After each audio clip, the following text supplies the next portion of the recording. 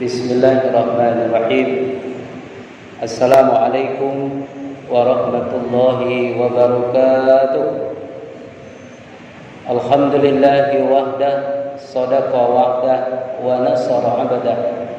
Asyhadu an la ilaha illallah wahdahu la syarika lah, wa asyhadu anna Muhammadan 'abduhu wa rasuluhu la nabiyya ba'dah. Allahumma fassalli wa sallim wa barik ala sayyidina Muhammadin wa ala alihi wa ashabihi ajma'in, amma ba'du. Faqala Allah ta'ala fi kitabihil karim, a'udzu billahi minasy syaithanir rajim. Bismillahirrahmanirrahim. Ya ayyuhalladzina amanu dkhulu fis silmi kafah wa la tattabi'u khutuwatis syaitan innahu lakum aduwwun mubin. Shadaqallahul azim. Ma'asyiral muslimin wal muslimat, Bapak Ibu jamaah salat zuhur rahimakumullah. Bulan Syawal adalah bulan peningkatan. Para ulama mengatakan bahwa Syawal itu adalah ekor onta yang naik ke atas. Ada dua sebab ekor onta itu naik. Pertama, karena mengipaskan lalat yang ada di tubuhnya. Yang kedua, apabila onta betina masa suburnya datang, maka ekornya naik. Nah, maka ekor naik itu namanya Syawal. Atau kalajengking yang marah kepada sesuatu, dia akan menaikkan ekor belakangnya, tandanya dia marah. Atau ketika dia berjalan, dia naikkan ekornya. Itu juga namanya Syawal. Artinya Syawal ini naik atau meningkat. Kalau biasanya ceramah di bawah, kemudian naik di atas mimbar, itu namanya Syawal, naik atau meningkat.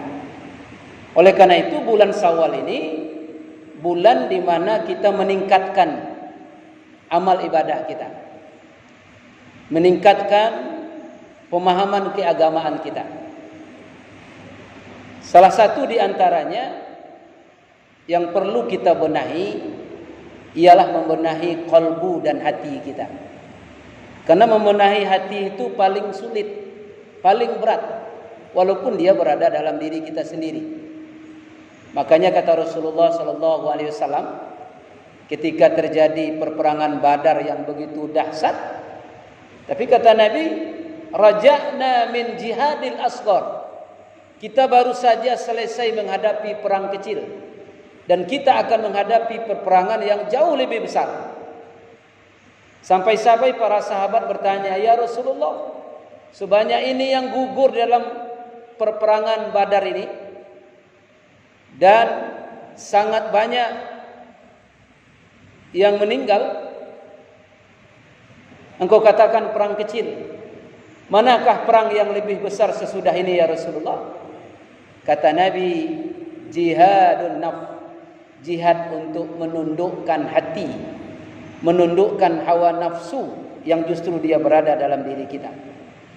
Bapak Ibu jamaah rahimakumullah, salah satu persoalan hati yang penting kita benahi ialah masalah niat ketika kita beribadah.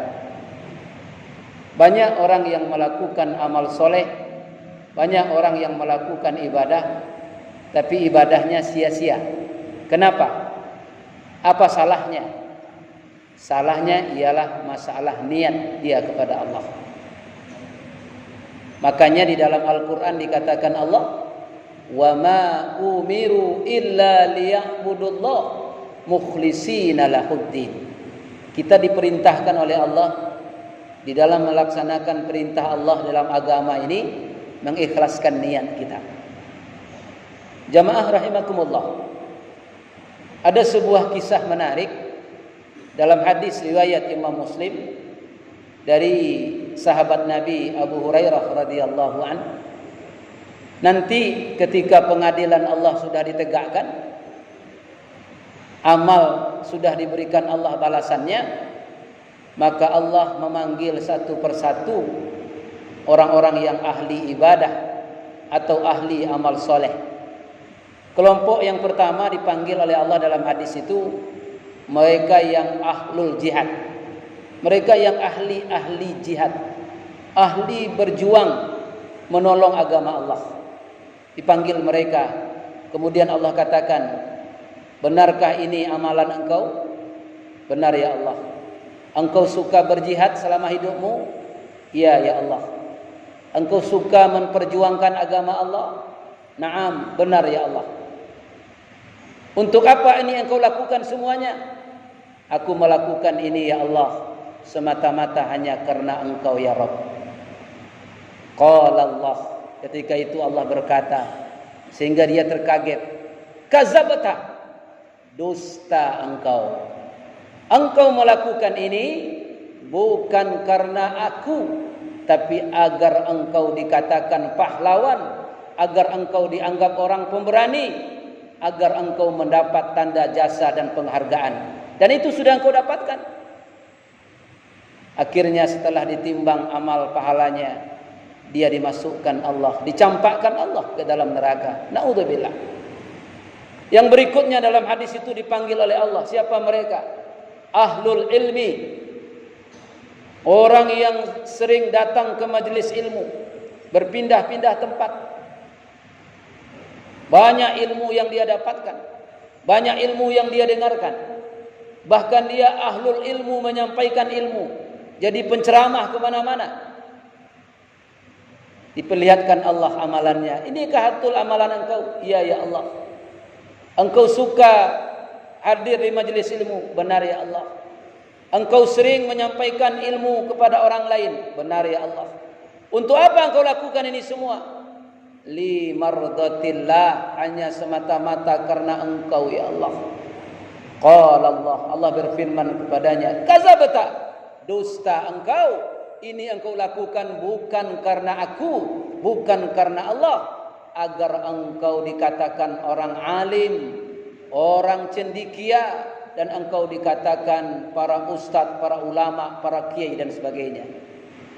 Akhirnya ditimbang amal dan pahalanya, ditimbang amalnya, akhirnya dia dicampakkan Allah ke dalam neraka. Naudzubillah. Yang ketiga dipanggil Allah ahlul Quran.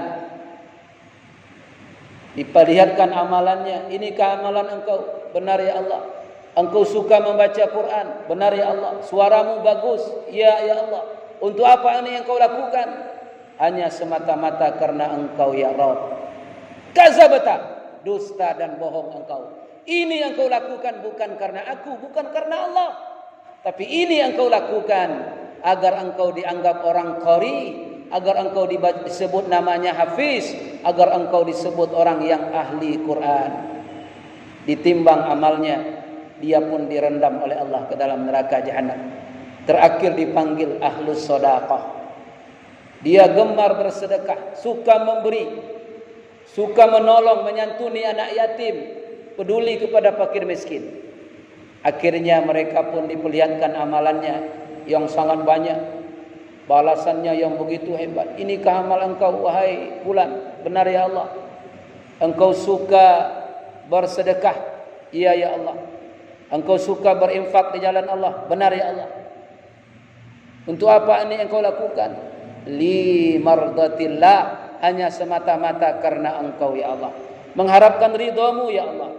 Allah pun berfirman, kazabta, dusta engkau. Ini engkau lakukan agar engkau dianggap orang dermawan, agar engkau dianggap orang yang suka memberi, agar engkau dianggap orang yang pemurah.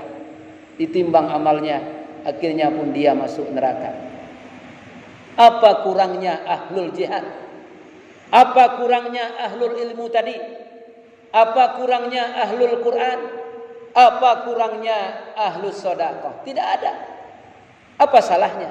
Satu saja Bapak Ibu jemaah. Niatnya rusak. Kenapa niatnya rusak? Tidak mengikhlaskan niat karena Allah. Makanya hadis dari Ibnu Umar radhiyallahu an menceritakan, innamal a'malu binniyat. Sesungguhnya amal kita harus dengan niat. Wa innamal likulli man nawa. dan setiap-tiap kita akan mendapat balasan apa yang kita niatkan. Jika kita berniat, man kana hijratuhu ilallah wa rasulih, siapa yang hijrah ke Madinah kata Nabi semata-mata karena Allah dan Rasulnya, fahiya hijratuhu ilallah wa rasulih, maka dia akan mendapatkan balasan hijrah untuk Allah dan Rasulnya. Tapi siapa yang berhijrah untuk mendapatkan harta dan wanita cantik, maka itulah yang akan diperolehnya balasan dari apa yang dia niatkan. Oleh karena itu, bulan Syawal ini bulan kita membenahi diri, bulan kita meningkatkan diri kita, bulan kita memperbaiki niat kita. Mudah-mudahan mari kita ikhlaskan niat kita semata-mata hanya karena Allah. Tidak ada ibadah kita nilainya di sisi Allah kecuali dengan niat yang ikhlas. Makanya para ulama mengatakan surutul amali salihati ilallahi arba'atun. Syarat agar amal ibadah kita ini diterima oleh Allah, sampai kepada Allah, nanti bisa kita lihat hasilnya di akhirat. Syaratnya kata Rasulullah, bahkan kata para ulama ada 4. Pertama, imanun qawiyun, beramallah dengan iman yang kuat. Yang kedua, al-ilmu sahihun, beramallah dengan amal ilmu yang benar. Yang ketiga, wa niyatul ikhlas, beramallah dengan niat yang ikhlas. Ketiga, terakhir yang keempat, wa ta'kulul hamar, wa ta'kulul halal, beramallah dengan rezeki, makanan, minuman, pakaian yang halal. Karena apabila pakaian, minuman kita tidak halal, maka amal kita tidak akan naik dan tidak akan bisa menembus pintu langitnya Allah Subhanahu wa taala. Oleh karena itu, mudah-mudahan bulan Syawal ini kita jadikan momentum untuk kita memperbaiki hati kita, memperbaiki niat kita, memperbaiki amal kita, memperbaiki iman kita, memperbaiki keyakinan kita kepada Allah.